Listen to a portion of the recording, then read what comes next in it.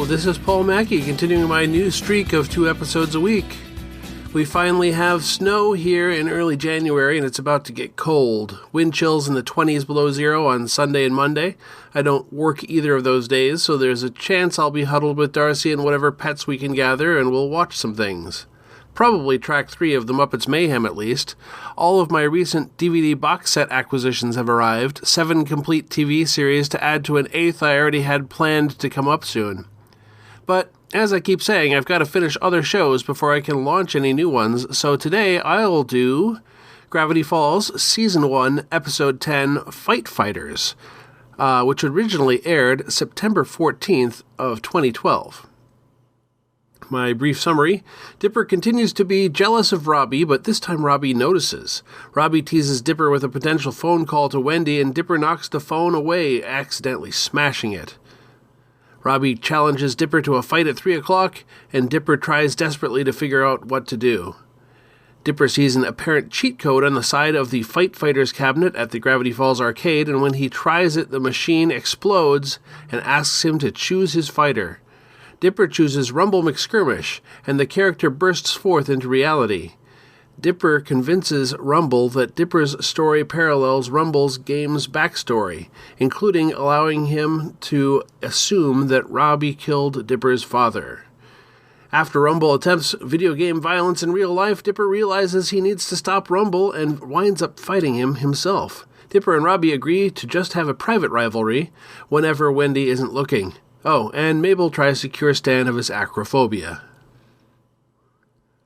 Alright, very cartoonish. I don't know if I've had any cartoon cliches, but a video game character popping out of the game but into real life, that's gotta be at least a little cartoonish.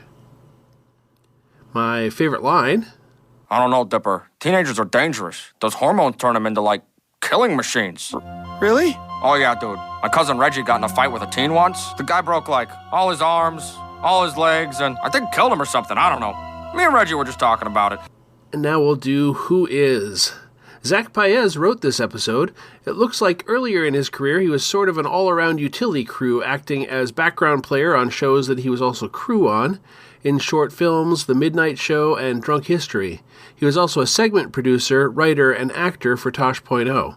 Along with Gravity Falls, he has written for Community, Welcome to the Wayne, Victor and Valentino, and Amphibia.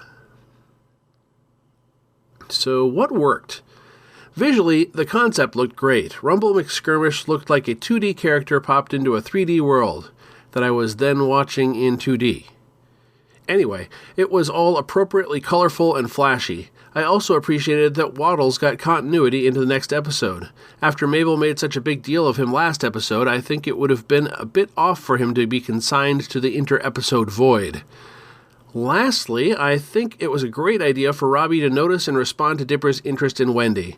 Moving the character relationships forward in this way felt pretty original for a Disney cartoon series, at least when I remember this predated the Owl House.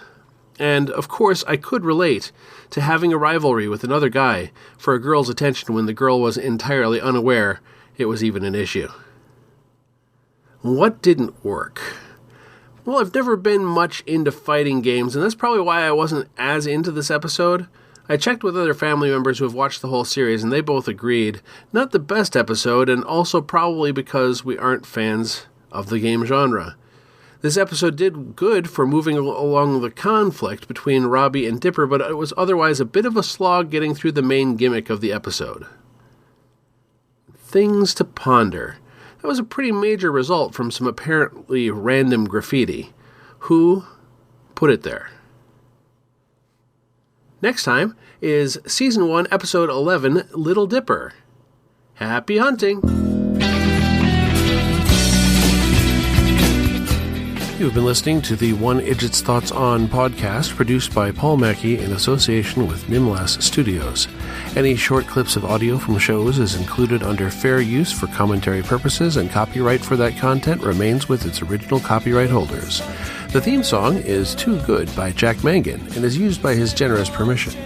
Idjit's Thoughts is produced under a Creative Commons Attribution, Non-Commercial, No Derivatives 4.0 International License. You can find more episodes of this podcast and many other fine podcasts at nimlas.org.